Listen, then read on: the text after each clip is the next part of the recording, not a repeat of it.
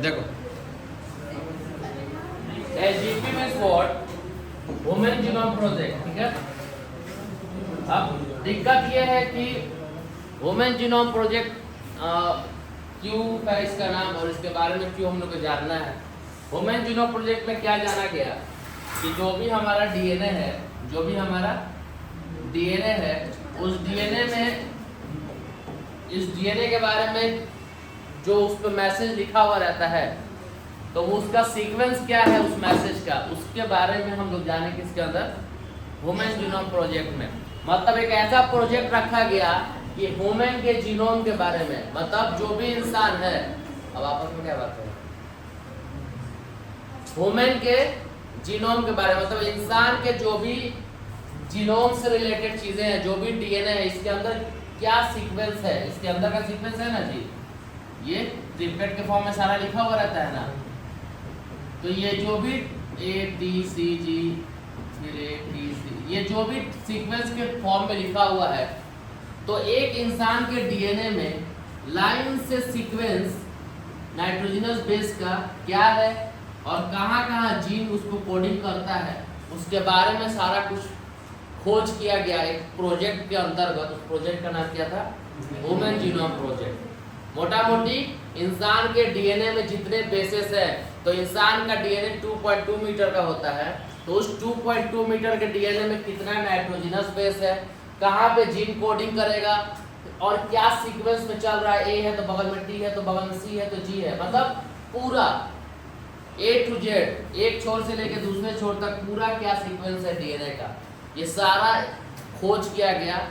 तो उस खोज किया गया एक प्रोजेक्ट के अंतर्गत उसको नाम दिया गया वुमेन जीनोम प्रोजेक्ट। वही लिख रहा है कि बेसिक डीएनए सीक्वेंस, हम लोग जानते हैं कि हमारा डीएनए सीक्वेंस से क्या बनता है, जनरली प्रोटीन। हम लोग क्या जानते हैं, डीएनए से आरएनए बनता है, आरएनए से प्रोटीन बनता है, तो अल्टीमेटली डीएनए से क्या बनाना है, प्रोटीन। तो उस प्रोटीन की सीक्वेंस कहाँ डीएनए में लगी हुई है, ठीक, कहाँ कहाँ लगी हुई है डीएनए में उसकी सीक्वेंस और कहाँ नहीं लगी हुई है, कोडिंग कौन है, नॉन कोडिंग कौन है, वो सारा कुछ इसके अंदर जाना गया, ठीक। उसके बाद क्या है, इसको जानने के लिए हम लोग बायोटेक का यूज किए। किसका यूज किए, बायोटेक या बायोटेक्नोलॉजी भी बोलो, बायोटेक का यूज किए, जिसमें क्या किया गया, डीएनए को आइसोलेट किया गया और डीएनए को क्लोनिंग किया गया। मतलब डीएनए को सबसे पहले सेल के अंदर से निकाला गया, मतलब एक सेल के अंदर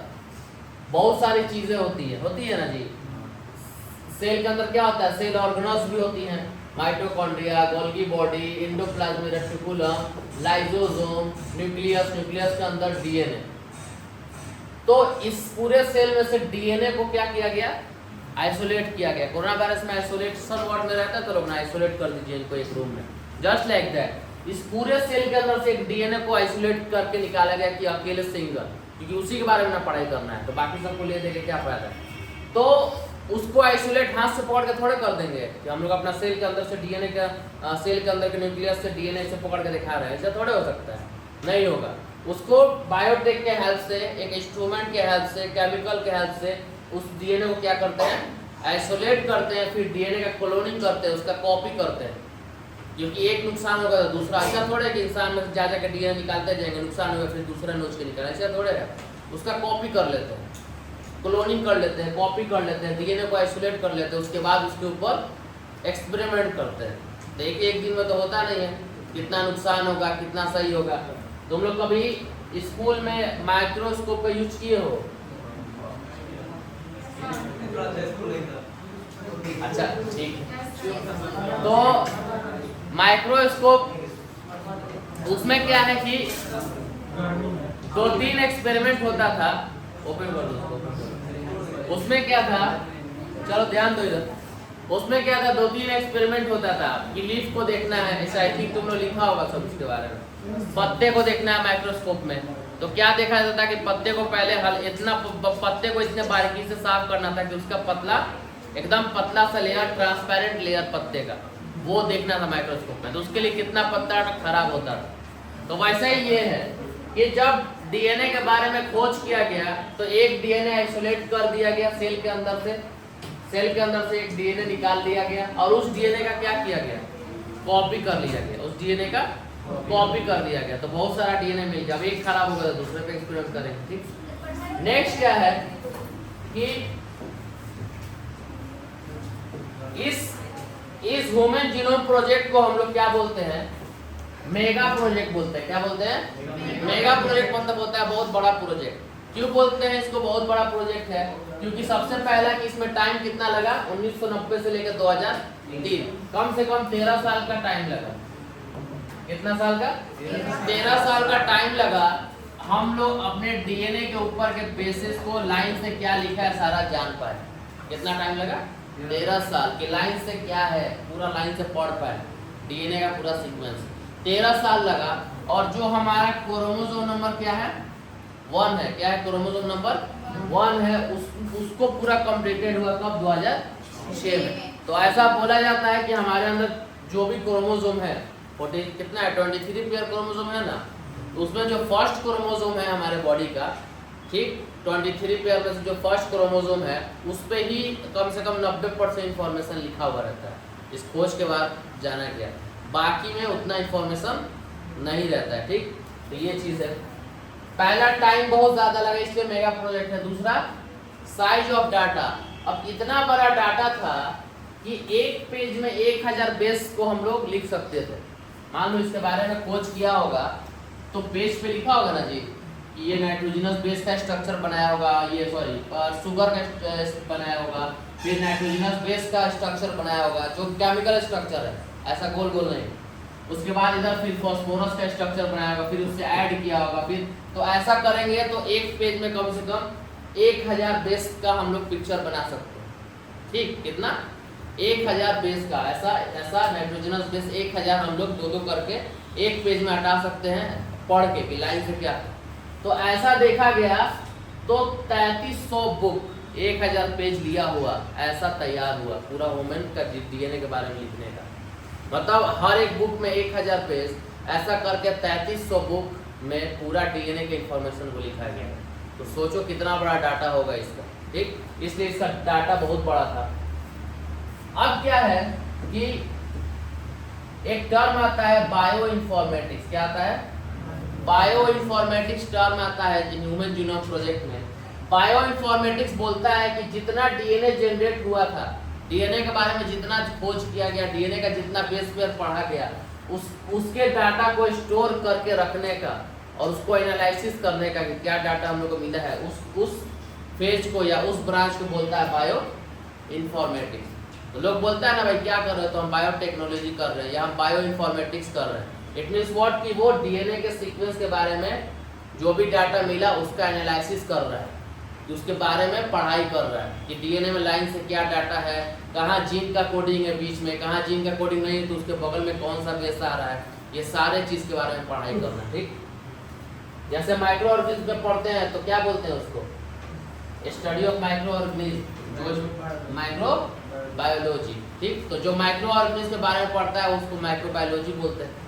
वैसे ही जो डीएनए के जो भी डाटा स्टोर करके निकला था उसके बारे में जो पढ़ाई करता है, एनालिसिस करता है, उसको बोलते हैं बायो इन्फॉर्मेटिक्स, उस ब्रांच को बोलते हैं। ठीक, तो पहला टाइम इतना ज़्यादा लगा, दूसरा डाटा इतना बड़ा था उसका डीएनए का लिख के निकाला गया तो 3300 पेज लग गया। उसके बाद क्या है, इसमें कौन कौन सा एजेंसी इन्वॉल्व है, कोई काम होता है तो बिना किसी के साथ का नहीं होता है।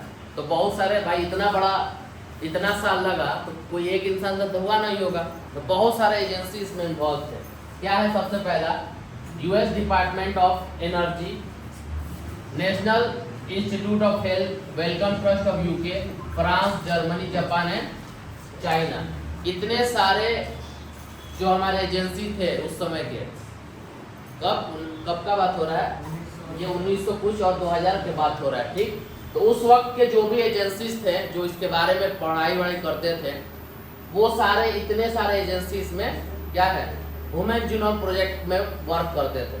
माने इतने सारे, इसमें हमारा China, Japan, Germany, France, UK और हमारा ये यूएस सारा कुछ आ गया। ये सारे कंट्री मिलके अपना काम करते थे। ठीक, नहीं था इस समय, इसमें नहीं था, ऐसा बुक में भी एनसीईआरटी में नहीं दिया। नेक्स्ट क्या है कि हमारा तो उस समय जो हमारा उस समय इंडिया डेवलपमेंट फेज में था जनरली, ठीक। देखो नेक्स्ट क्या है हमारा कि हमारा कॉस्ट इसमें कितना आया, $1 पर बेस पेयर, $1 पर बेस पेयर। मतलब एक बेस पेयर के बारे में जानने में, एक बेस पेयर मतलब बहुत, ये डीएनए है, यहाँ ए होगा तो यहाँ टी होगा, ये सीक्वेंस। तो इसके बारे में, अब इसके बारे में क्या किया, पहले तो डीएनए को निकाले, फिर क्लोनिंग किए, फिर उसके बाद इसके बारे में जाने कि ये बेस कौन है, तो ए है टी है, उसके बीच में कैसा कैसा ब्रांचिंग हुआ है, फिर इसको लिखे, फिर उसको कंप्यूटर में अपलोड किए। तो ये सारा काम करने के लिए एक बेस पेयर में कितना पैसा लगा, $1। तो कितना रुपया हुआ अभी के हिसाब से, 83 रुपीज एक बेस पेयर में। तो ऐसा करके हमारे एक डीएनए में कितना बेस पेयर वो जानते हैं हम लोग। तो टोटल पैसा कितना लगा था उस समय, $9 बिलियन। कितना लगा था, $9 बिलियन। तो यहाँ क्या देख रहे हैं कि जो ह्यूमन जीनोम प्रोजेक्ट है वो मेगा प्रोजेक्ट क्यों है, क्योंकि टाइम ज्यादा लगा। दूसरा इसका डाटा बहुत बड़ा था, ठीक। जिस डाटे में हमारा पेज बहुत ज्यादा लगा, बहुत सारे इसमें डिस्ट्रीब्यूशन हुए, एजेंसीज बहुत सारे इन्वॉल्व थे जो इसमें हेल्प किया पैसा देकर, अपना ये अपना जो भी साइंटिस्ट है उसको देकर। दूसरा इसमें पैसा ज्यादा लगा। तो इन सारे चीजों के वजह से, इन सारे बेसिस की वजह से इसका नाम क्या पड़ा, मेगा प्रोजेक्ट, बहुत बड़ा प्रोजेक्ट बोला गया। टाइम भी है ज्यादा, पैसा भी ज्यादा है, डाटा भी इसका ज्यादा है और एजेंसी भी ज्यादा लगे, ठीक। नेक्स्ट, क्योंकि अभी तक जितना तुम लोग पढ़े हो लोग सारे में 1-2 साइंटिस्ट मिलके कर रहा था, यस और नो, लेकिन इसमें 1-2 कंट्री नहीं, 2 से 4 कंट्री मिलके कर रहा है, ठीक। अब क्या है, गोल क्या था इस ह्यूमन जीनोम प्रोजेक्ट का, क्यों ऐसा करना पड़ा, ठीक। कोई बताएगा क्यों ऐसा करना पड़ा, इसके बारे में तो जाने को पहले कोई बताओ कुछ।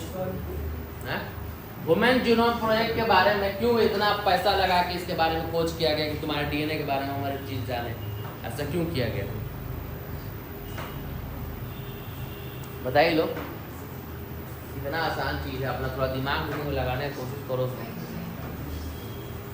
सारे लोगों के पास दिमाग एक ही होता है, क्या, इनहेरिटेंस की वजह से, ये भी हो सकता है। और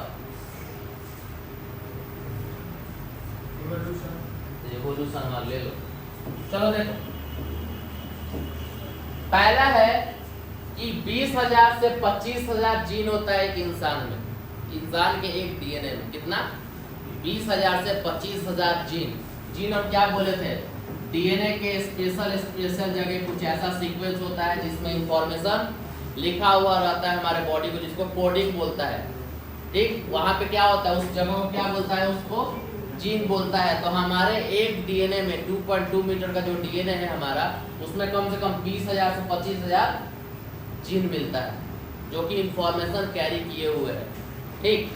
नेक्स्ट क्या है, और क्या गोल था जीपी का, कि ऑल 3 बिलियन बेस पेयर, मतलब कि हमारे डीएनए में, एक हमारा डीएनए 2.2 मीटर का जो डीएनए है उसमें टोटल कितने बेस पेयर्स हैं, ऐसे करके AT, ऐसे करके CG, ऐसे करके कितना बेस पेयर है, 3 बिलियन बेस पेयर। उस 3 बिलियन बेस पेयर के बारे में जानना कि लाइन से कौन है, AT है तो उसके बगल में CG होना चाहिए कि नहीं, फिर उसके बगल में क्या है, फिर उसके बगल में क्या है, ये करके। दूसरा क्या है कि ये 20,000 से 25,000 जीन के बारे में इंफॉर्मेशन, 3 बिलियन बेस पेयर के बारे में इंफॉर्मेशन को क्या करें हम लोग, एक डाटा को इसको स्टोर कर दें उसको, ये इसका गोल था एसजीपी का। तीसरा क्या था, transfer the technique in industry and the other sector. हम लोग कोई भी वर्क करते हैं तो पहले प्रॉफिट भी सोचते हैं, ऐसा थोड़ी कि ऐसा ही इतना बड़ा $9 बिलियन पैसा लगा दिया होगा। कोई भी वर्क करने के पहले कोई इंसान क्या सोचता है, उसका प्रॉफिट सोचता है।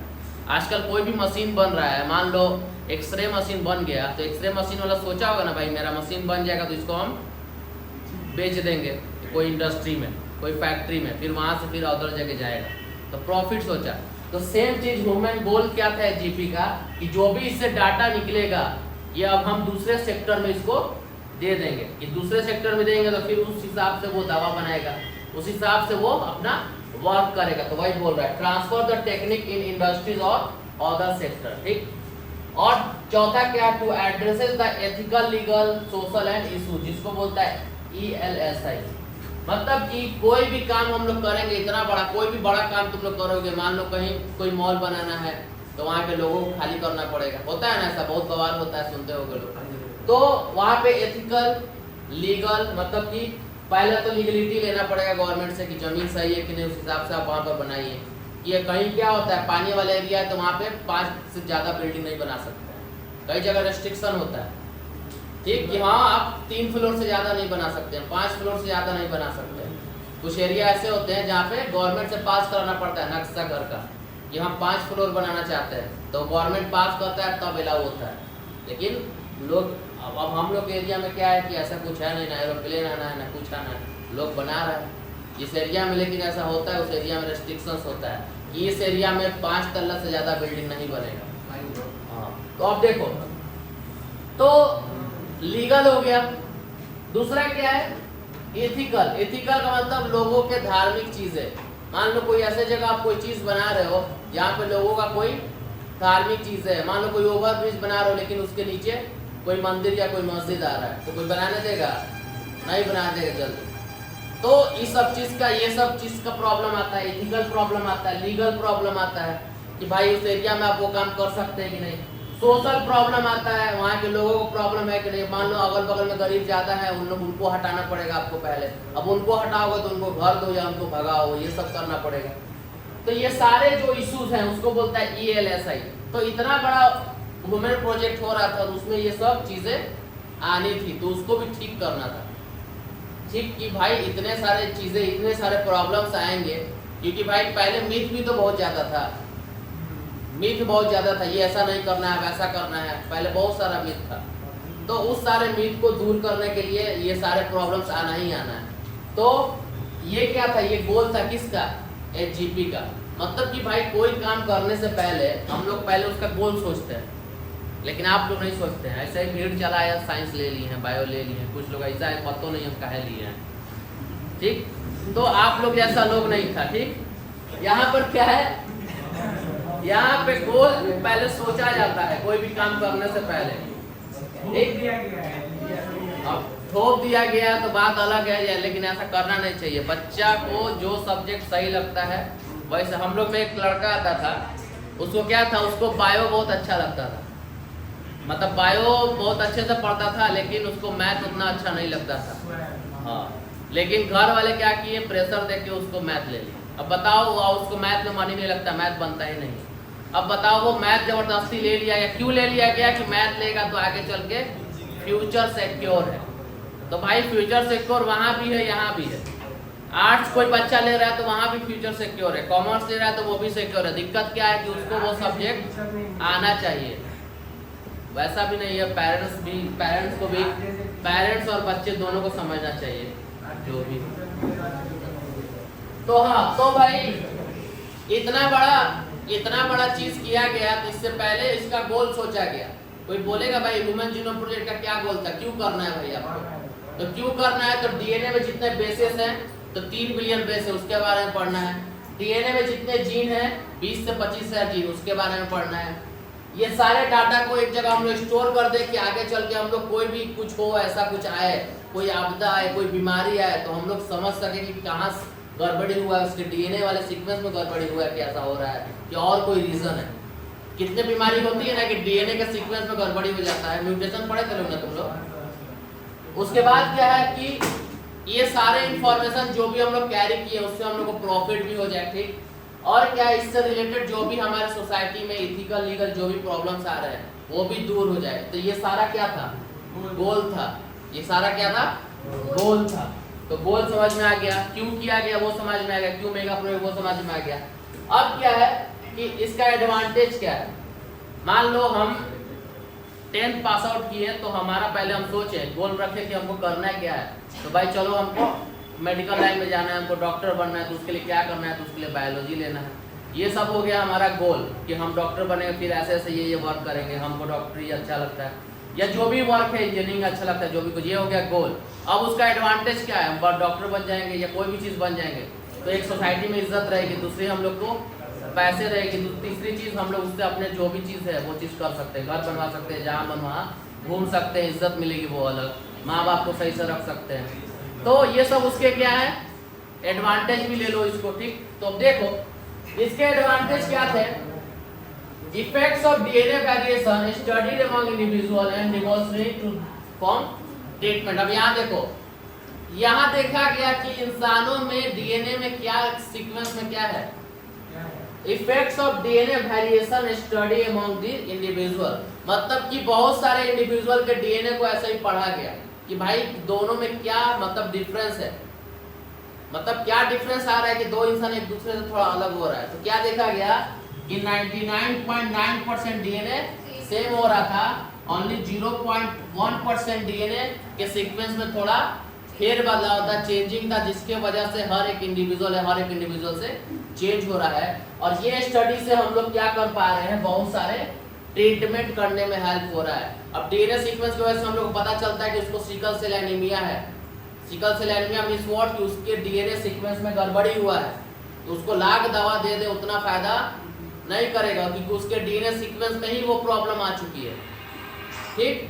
तो ये सारा चीज क्या है भाई, तो हम कैसे जान रहे कि उसके डीएनए सीक्वेंस में प्रॉब्लम्स है, ये सारा डाटाबेस क्या था, ये सारा डाटाबेस मान लो ये डीएनए का डाटाबेस है, यहाँ ए है, यहाँ टी है, यहाँ सी है, यहाँ जी है, फिर ए है, टी है, यू है, सॉरी सी है, जी है, मान लो ये डाटाबेस है।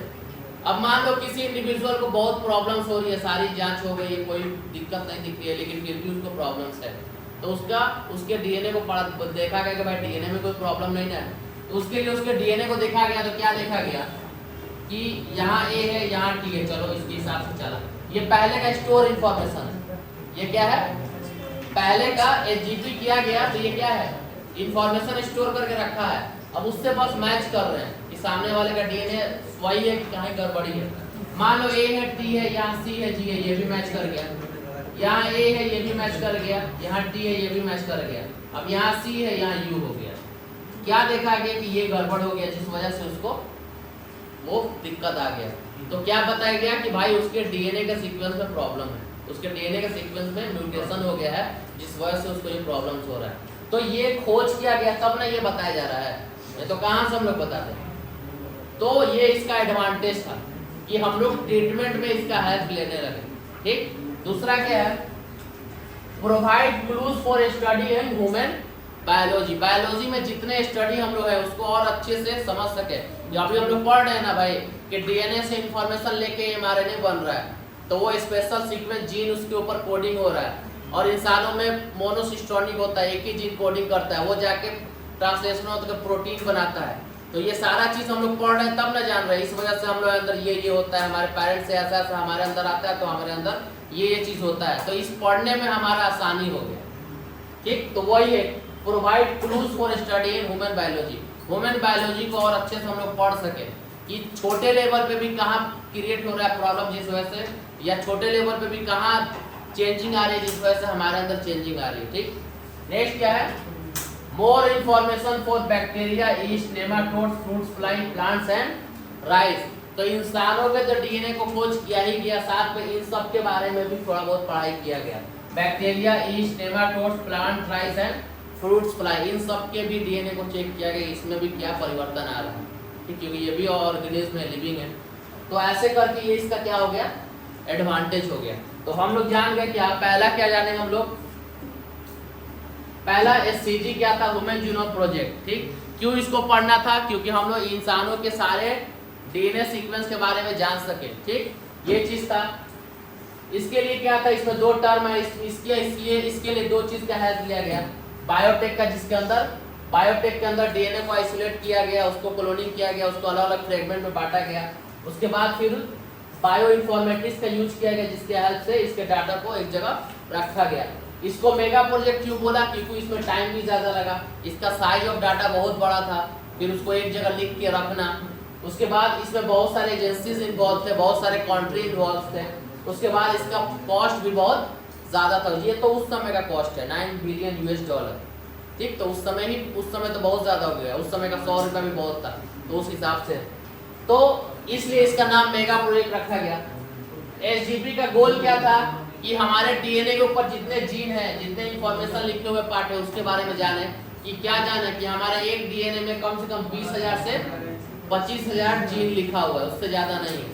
उसके बाद सारे बेस के बारे में जाने, लाइन से कौन कौन सा बेस पेयर लगा हुआ है। फिर उस सारे के बारे में हमने उसके डाटा को इन्फॉर्म करके रख दिए कि आगे चल के अगर किसी में गड़बड़ी हो तो मिला सके कि भाई इस इंसान का ये डीएनए है तो पहले से जो स्टोर डीएनए है उन दोनों में क्या डिफरेंस आ रहा है। अगर डिफरेंस आ रहा है मतलब कि इंसान के डीएनए में कहीं गड़बड़ी है। ठीक। चौथा क्या था, उसको हम लोग अदर इंडस्ट्री में बेच दिए जिससे प्रॉफिट हो हम लोग को या अदर ट्रीटमेंट हो सके। चौथा क्या था, इससे रिलेटेड जो भी हमारे प्रॉब्लम्स आ रहे थे, पहले क्या था कि पहले बहुत सारे चीज को लोग नहीं मानता था। जैसे कि अभी होता है ना भाई कि जो ज्यादा अभी भी थोड़ा सा प्रॉब्लम्स है। अभी क्या आ रहा है कि अगर बच्चा किसी का बच्चा करना, मानो कि हाँ कोई बोल रहा है कि हम क्लेम कर रहा है हम ये मेरे पेरेंट्स है, होता है ना। कितने क्या होते हैं, 2 शादी हो गया, प्रॉपर्टी बहुत ज्यादा है, लेकिन तो वो बच्चा क्लेम करता है कि no he is my father.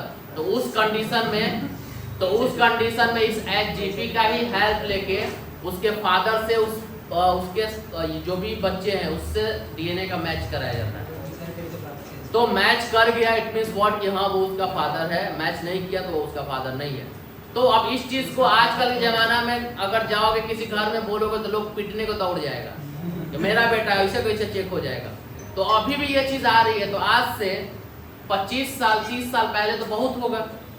तो उस समय ये चीज करने के लिए लोग इसको बहुत बेकार मानते थे। आजकल ना है, लोग को कुछ होता है तो लोग एक ही रूम में लेके रह रहा है।